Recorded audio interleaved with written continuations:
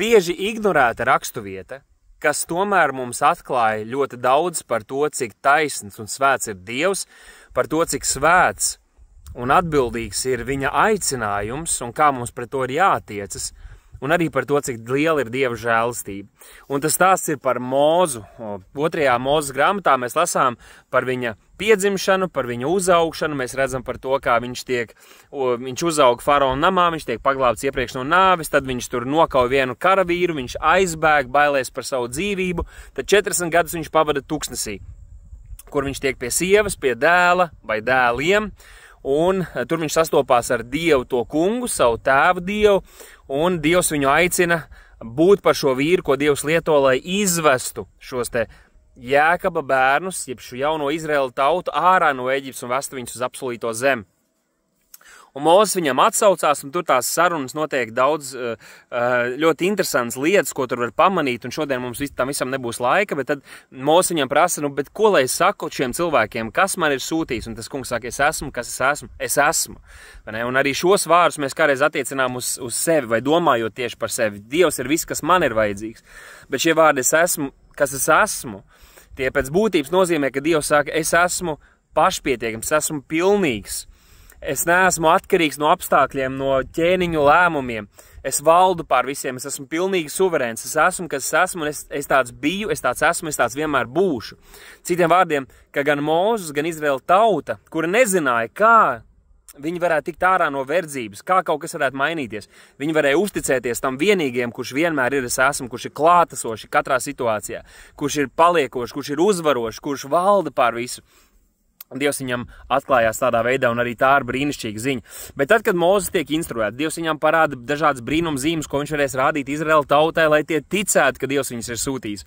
Un kad jau viņš ir gatavs, viņš dodas ceļā pretīm savam radiniekam Āronam, lai dotos uz Ēģiptu un uzrunātu šos Izraēla bērnus. Un tad rakstīts pirmajā tādā nakts mītnē vietā, kur viņi palika, jo acīm redzot, tas ceļš bija garš, ir rakstīts, ka tas kungs jau viņam pie viņu gāja, lai viņu nogalinātu.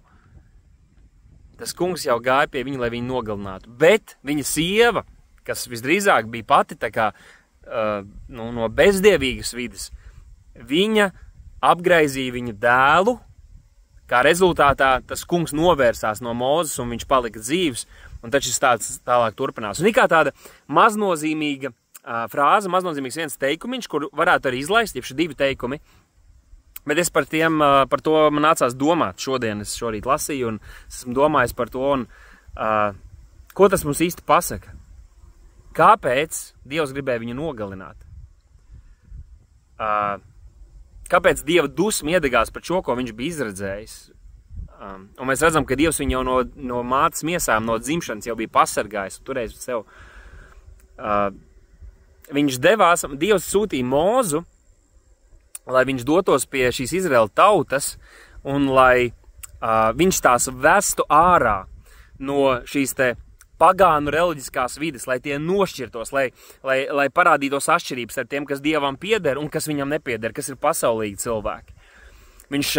Dievs viņu sūtīja, lai viņš viņiem dotu baušas, tie Dieva likumi, kurus ir jātur un jāgodā un jātur svētus, kas arī nesīs svētību šai tautai. Bet Mūzes, iespējams, ka tamdēļ, ka šie te izrēlieši viņu bija noraidījuši, viņa vēsti bija noraidījuši, atteikušies no viņa, atstūmuši viņu, un tur entos gadus viņš pavadīja tuksnesī, varbūt, ka viņam pašam bija zudusi šī saikne ar Ābrahāma ticību, ar šiem te apsolījumiem, ar derības zīmēm, kas tiem ir jātur. Un grūti saprast tajā kontekstā, vai tas ir pirmais dēls vai otrais dēls, kurš netika apgraizīts, bet tas tātad Dievs to viņam bija paudis, vai viņam tas bija jābūt pašsaprotam, ka viņam tas būtu jādara, viņš to nebija izdarījis.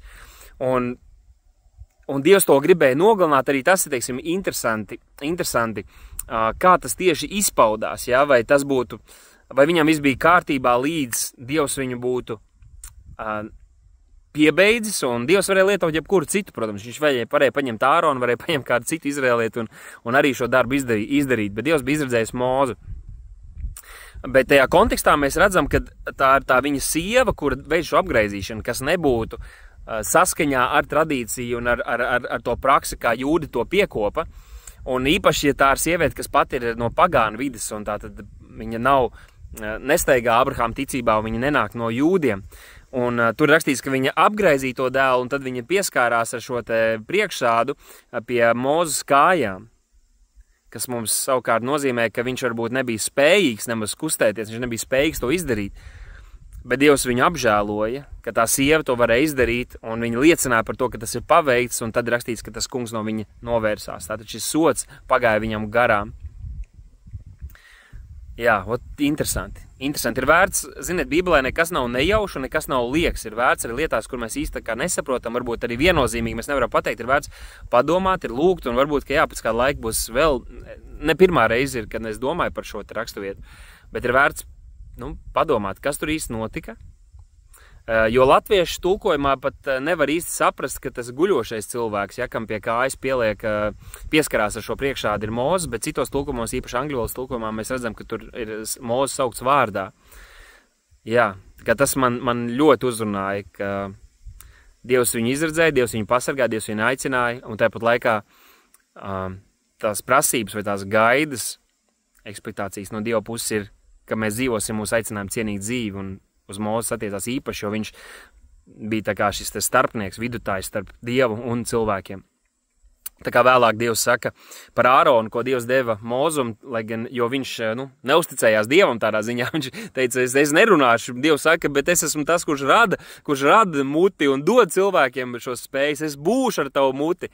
Un Mūzes saka, sūti, ko sūtīdams, un Dievs saka, labi, ņem Āronu, lai viņš ir tava mute, tava balss, un tu būsi viņam kā Dievs, un ne, viņam bija loma, kur grūti pārvērtēt, un tāpēc Dievs jau pašā sākumā strādāja pie viņa, lai pirms vēl viņš stājas cilvēku priekšā, lai viņa paša dzīvesveids būtu sakārtos, lai viņš dzīvo ticībā, lai viņš atcerētos derību, to pieminētu, to turētu, un lai viņš varētu būt trauks, ko Dievs var lietot. Jā, tad, cik Dievs ir svēts,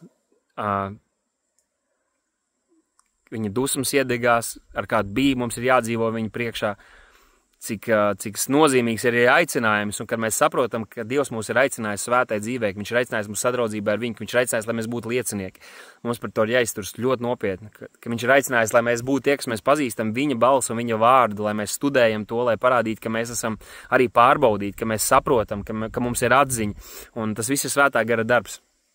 Bet cik liela ir Dieva žēlastība, ka, lai gan viņš to nebija darījis, ja, jo Abrahāmam Dievs teica, ka tas, kurš nav apgraizīts Izraēlā, tas ir nošķirts no Izraēla tautas, lai gan viņš nebija to darījis varam saprast, ka vismaz vienu no saviem dēliem, tad pašu Mūzu Dievs apžēloja, viņa dēlu Dievs apžēloja.